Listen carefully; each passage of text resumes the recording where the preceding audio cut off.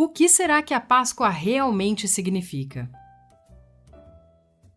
A Páscoa é uma celebração judaica instituída por Moisés, seguindo uma ordem específica do próprio Deus.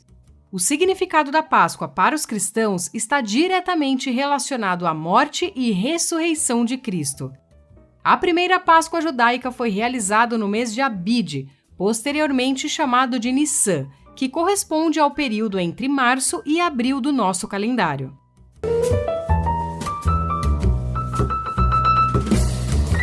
A palavra Páscoa vem do hebraico e significa passar por cima, derivado do verbo que significa saltar ou passar. Esse significado faz referência à ocasião em que Deus enviou a 10ª praga sobre o Egito. Aqui no canal tem um vídeo completo sobre o significado de cada praga do Egito. Tá bem legal, confere lá.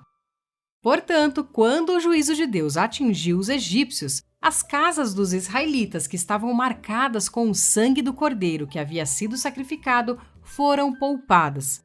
Desse modo, o significado passar por cima transmite o sentido de poupar, ou seja, passar por cima por misericórdia. O juízo de Deus passou por cima dos israelitas que obedeceram.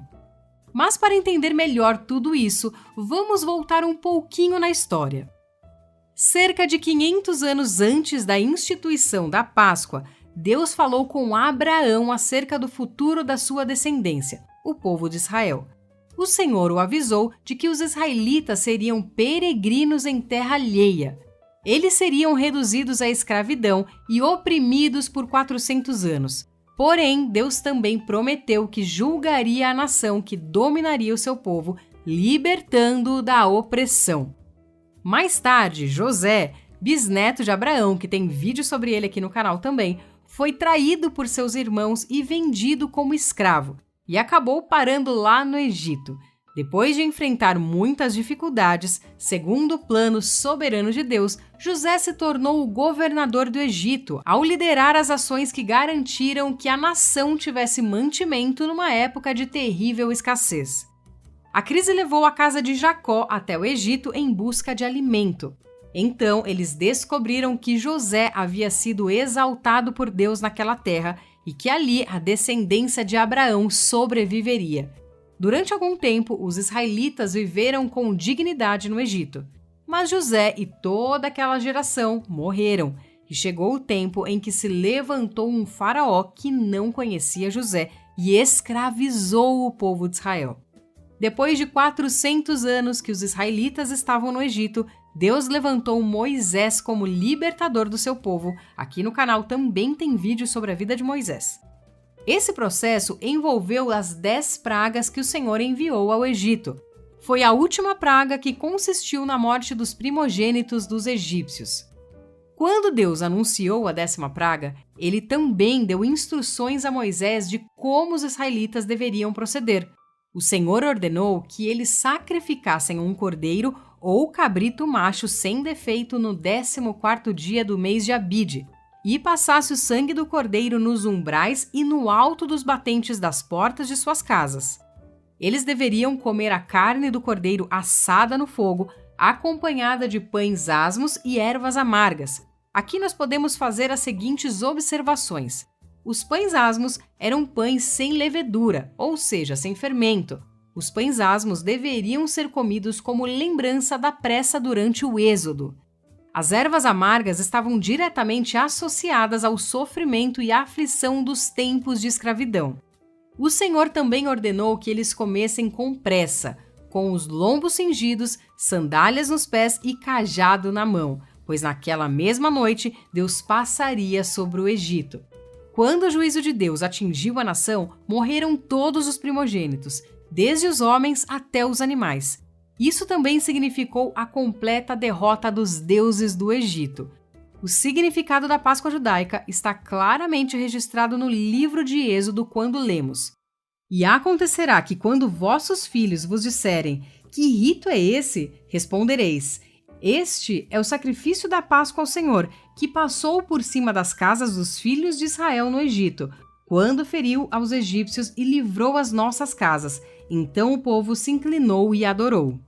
Agora vejamos aqui a Páscoa na época de Jesus. Os evangelhos trazem várias passagens que relatam a celebração da Páscoa durante a vida de Jesus. Nosso Senhor era levado por seus pais a Jerusalém todos os anos para a festa da Páscoa. No Evangelho de João, por exemplo, encontramos pelo menos 4 referências à festa da Páscoa. Nessa época, o cordeiro era sacrificado na área do templo e o seu sangue era lançado por um sacerdote sobre o altar. A refeição pascal podia ser comida em qualquer casa da cidade. Era comum os judeus se reunirem em grupos, assim como o grupo de Jesus e seus discípulos que se reuniu no cenáculo, formando um tipo de unidade familiar. Por ocasião da Páscoa, acredita-se que entre 60 e até 180 mil judeus compareciam a Jerusalém. Obviamente, a maioria deles era formada por judeus da diáspora, ou seja, judeus que viviam fora da Palestina. Os gentios não podiam participar da Páscoa, porém os prosélitos que aceitassem satisfazer as condições exigidas para tal celebração podiam participar dela. Depois da queda de Jerusalém e da consequente destruição do templo em 70 d.C., a Páscoa judaica passou a ser uma celebração íntima e familiar, mais próxima do que foi no Egito, já que não era mais possível realizar todo o ritual feito no templo. Então, qual é o significado da Páscoa para os cristãos? O profeta Isaías profetizou acerca do Messias, dizendo que, como um cordeiro, ele foi levado ao matadouro.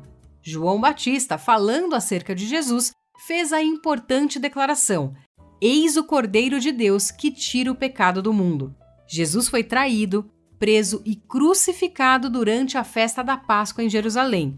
Na noite anterior, Jesus e seus discípulos comeram o Cordeiro Pascal em Jerusalém. Aquela foi a última ceia pascal, ou seja, a última vez que a instrução dada ainda no Egito deveria ser observada. Após aquele momento, ninguém mais deveria sacrificar um cordeiro, assá-lo e comê-lo com ervas amargas e pães asmos.